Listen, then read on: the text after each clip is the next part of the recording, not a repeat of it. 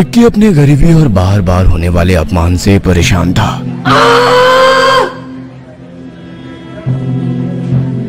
ये क्या है विक्की? ये तो बस सस्ता सा गुलाब है। नताशा के दोस्त ठहाके लगाते हैं विक्की को शर्मिंदा करते हुए। अरे वाह, गरीबों का राजा ने अपनी रानी के लिए क्या भेंट ला दी है। विक्की, क्या तुमने सोचा था कि मैं तुम्हारे जैसे गरीब लड़के के सस्ते तोहफे से खुश हो जाऊंगी? मुझे तो ऐसे तोहफे चाहिए जो मेरी सुंदरता के बराबर हो, समझे?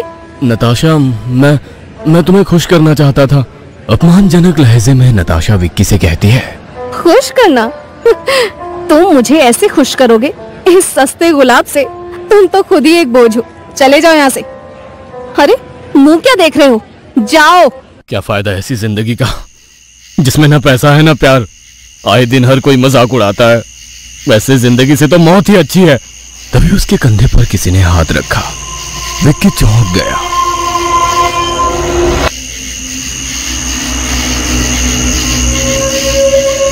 क्या हुआ बच्चा, जिंदगी से परेशान हो?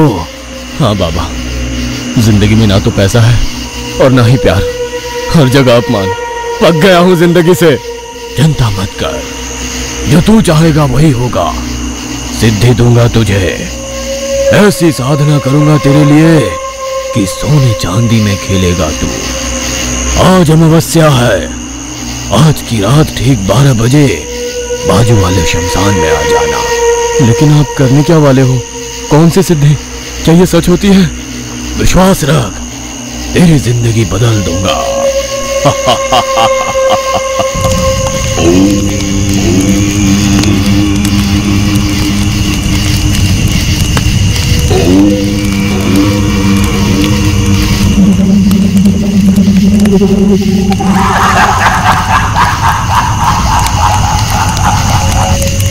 आ गई तेरी कर्ण पिशाचनी, तुझे जो चाहिए ये देगी।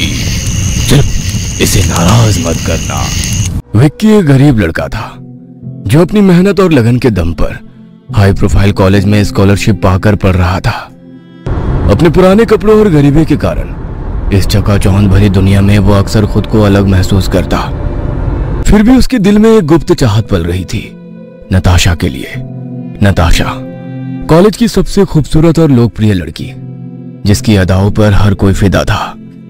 एक दिन विक्की की किस्मत चमकी जब नताशा ने उससे बात करना शुरू किया। पहले तो विक्की को लगा कि यह कोई सपना है, लेकिन जल्द ही उसे एहसास हुआ कि नताशा सच में उसमें दिलचस्पी ले रही है। वो साथ में समय बिताने लगे, हंसी मजाक करने लगे और विक्की को लगा कि वो आखिरकार खुश है। लेकिन खुशी ज्यादा दिन नहीं टिकी। एक दिन कॉलेज की कैंटीन में, विक्की, तुम्हारी ये पुरानी किताबें, ये तुम्हें कितना ज्ञान देती होंगी ना? मैं तो तुम्हारी इस बात से बहुत प्रभावित हूँ। अरे नताशा, ये तो बस। नताशा के दोस्त हंसने लगते हैं विक्की को असहज महसूस कराते हुए। अरे हमारी ब्यूटी क्वीन को तो आखिरकार अपना ब्रेन भी मिल ही गया। अरे तुम लोग चुप करो। विक्की बहुत समझदार और मेहनती है। नताशा विक्की की तरफ देखती है। उसकी आंखों में एक अलग ही चमक थी। विक्की, मैं तुम्हारे लिए कुछ खास करना चाहती हूँ। कल कॉलेज में एक ग्रुप डेट है, तुम मेरे साथ चलोगे? हाँ बिल्कुल। पर एक छोटी सी बात है, मैं चाहती हूँ कि तुम मेरे लिए खूबसूरत तोहफा लाओ, कुछ ऐसा जो मुझे हमेशा याद रहे। अरे ये तो बड़ी मुश्किल है विक्की के लिए। देखते हैं क्या लेकर आता है ये गरीब का औलाद। मैं जानती हूँ तुम मेरे लिए कुछ भी कर सकते हो विक्की। विक्की नताशा की आंखों में देखता है। उसे सबके सामने नताशा को निराश नहीं करना था, इसलिए हाँ बोलकर चला जाता है। दूसरे दिन कॉलेज के कैफे में विक्की नताशा से मिलने जाता है। तो विक्की, तुमने मेरे लिए क्या खूबसूरत तोहफा लिया है? नताशा, ये तुम्हारे लिए। विक्की नताशा को गुलाब देता है। वो उसे लेती है और उसे ध्यान से देखती है। फिर ये क्या है विक्की? ये तो बस एक सस्ता सा गुलाब है। नताशा के दोस्त विक्की को शर्मिंदा करते हुए। अरे वाह, गरीबों का राजा ने अपनी रानी के लिए क्या भेंट ला दी है। विक्की, क्या तुमने सोचा था कि मैं तुम्हारे जैसे गरीब लड़के के सस्ते तोहफे से खुश हो जाऊंगी? मुझे तो ऐसे तोहफे चाहिए जो मेरी सुंदरता के बराबर हो, समझे? नताशा, मैं तुम्हें खुश करना चाहता था। अपमानजनक लहजे में नताशा विक्की से कहती है, खुश करना? तुम मुझे ऐसे खुश करोगे इस सस्ते गुलाब से? तुम तो खुद ही एक बोझ हो। चले जाओ यहाँ से। अरे मुंह क्या देख रहे हो, जाओ। विक्की की आंखों में आंसू आने लगते हैं। वो अपमानित होकर वहां से निकल जाता है। चलते चलते खुद से ही बातें करता रहता है। क्या फायदा ऐसी जिंदगी का जिसमें ना पैसा है ना प्यार। आए दिन हर कोई मजाक उड़ाता है। वैसे जिंदगी से तो मौत ही अच्छी है। चलते चलते विक्की अब कॉलेज के पीछे वाले जंगल में चला जाता है और जोर जोर से रोने और चीखने लगता है, हे भगवान, मौत दे दे मुझे, नहीं जीनी ऐसी जिंदगी। तभी उसके कंधे पर किसी ने हाथ रखा। विक्की चौंक गया। उसने पीछे मुड़कर देखा तो एक भयानक दिखने वाला घोरी साधु उसके पीछे खड़ा था। क्या हुआ बच्चा, जिंदगी से परेशान हो? हाँ बाबा, जिंदगी में ना तो पैसा है और ना ही प्यार, हर जगह अपमान। पक गया हूं जिंदगी से। चिंता मत कर, जो तू चाहेगा वही होगा। सिद्धि दूंगा तुझे, ऐसी साधना करूंगा तेरे लिए कि सोने चांदी में खेलेगा तू। आज अमावस्या है, आज की रात ठीक 12 बजे बाजू वाले शमशान में आ जाना। लेकिन आप करने क्या वाले हो? कौन सी सिद्धि? क्या ये सच होती है? विश्वास रख, तेरी जिंदगी बदल दूंगा। वैसे भी इस जिंदगी में तो कुछ रखा नहीं है। ठीक है, इस बार बाबा को मिलकर देखता हूँ। रात का समय, विक्की शमशान में जाता है और देखता है अघोरी ने अपने साधना की शुरुआत कर दी थी। विक्की को देखकर अघोरी ने कहा, आ गया बच्चा, अब जैसा मैं कहता हूं वैसा तू कर। आज मैं साधना करूंगा कर्ण पिशाचनी की। वो यहां आएगी और तेरी होकर रहेगी। वो तुझे सब कुछ देगी, सब कुछ। तेरे कान में लोगों के सब राज बताएगी। क्या हुआ था, क्या होने वाला है, क्या हो चुका है, सब जानती है वो।